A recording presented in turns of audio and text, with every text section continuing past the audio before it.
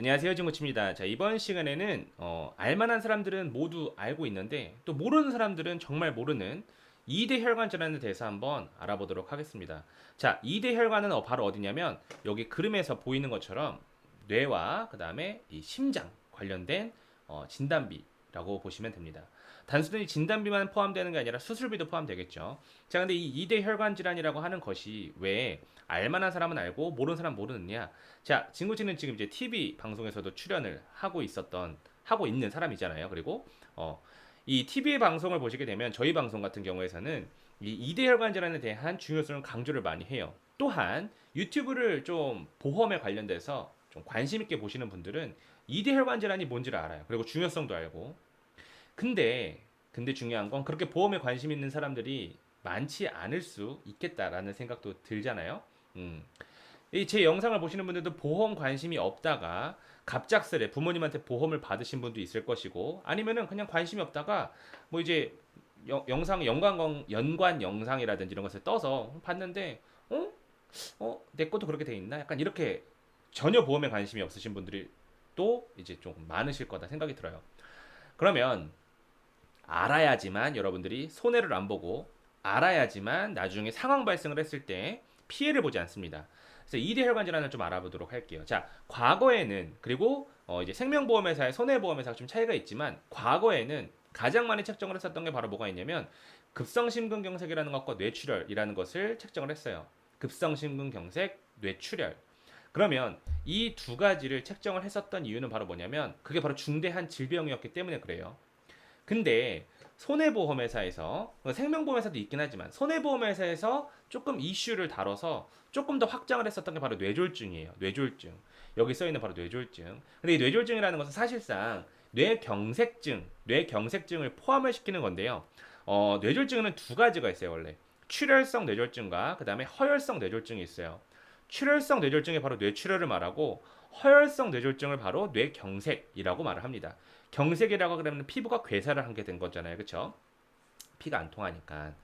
그래서 이 뇌출혈과 뇌졸중이라는 것을 사람들이 인지를 하기 시작을 했고 뇌졸중이 중요한 거를 아시는 분들은 준비를 미리 해놨는데 지금 2019년 7월이거든요. 지금도 뇌출혈만 갖고 계시는 분들, 지금도 급성심근경색만 갖고 계시는 분들이 정말 많이 계세요. 왜? 왜요? 보험에 관심이 없으니까. 그러면 이제 보험에 좀 관심이 있으면 뭘 갖고 있어야 된다는 걸 알아요? 뇌출혈이 아니라 뇌졸중을 갖고 있어야 되겠구나.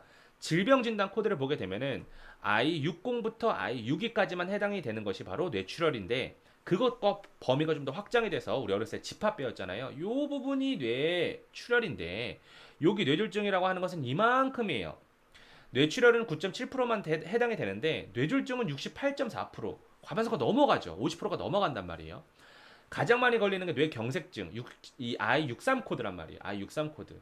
자, 그러면 우리는 준비를 뭘 해야 된다라는 거를 단순하게 알 수 있어요. 그림 보면은 뇌졸중이 중요한 것이구나. 알 수 있죠.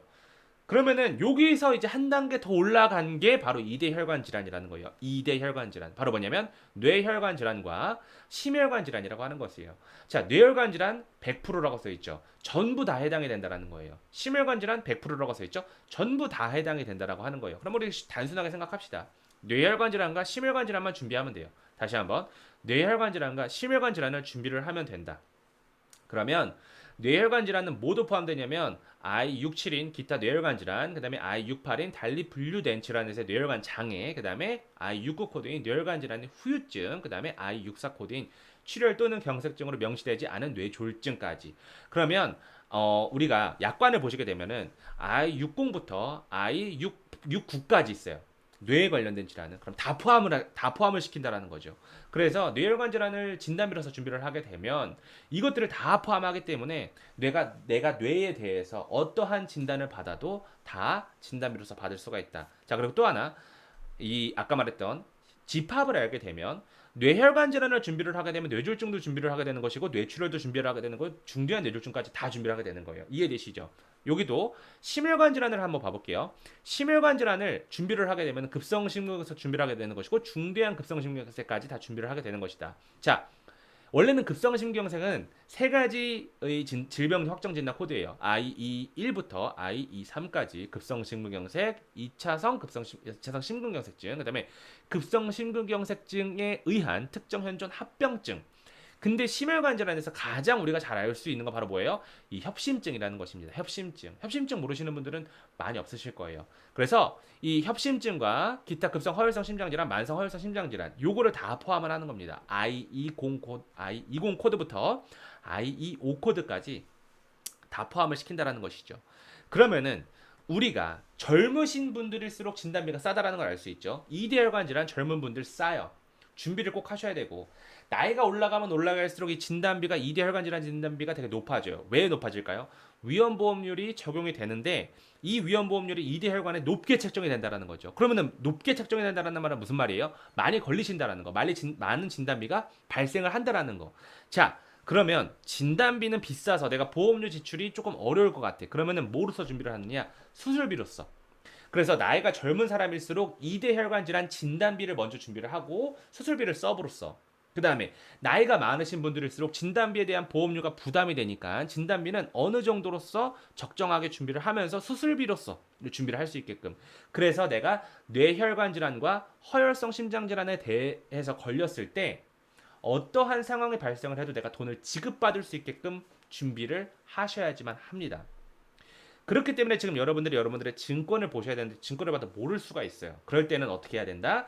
진코치에게 문의를 주시면 뭐 카톡이든 아니면 문자를 해서 진코치님 저에게 이 어떻게 뇌출혈이랑 급성심근경색만 갖고 있나요? 아니면 제가 지금 보험을 어떻게 구성되는지 모르는데 혹시 어떻게 해야 되나요? 물어보시면 진코치가 뭐 이제 뭐 보험 신용 정보 조회라든지 뭐 내보험 다보여라든지 아니면은 본인들의 보험회사에서 증권 재발행이라든지 이런 거를 할 수 있게 해서 내용을 확인할 수 있게 해주고 그 다음에 뭐가 부족한지 안내를 해주고 어떻게 가입을 해야 되는지를 안내를 해드릴 수 있다라는 것이죠. 그래서 진코치에게 요 관련된 2대 혈관 질환에 대해서 궁금하시고 그 다음에 또 문의를 주시게 되면은 문의를 주시고 싶다면 카카오톡이라든지 여기 핸드폰 번호 있죠. 전화는 받기가 어려울 수 있어요. 그래서 문자로 남겨주시면은 진코치가 답변을 드리도록 하겠습니다. 그러면 오늘 여기까지 촬영을 하고요. 다음 시간에 더 좋은 영상 가지고 오도록 할게요. 감사합니다.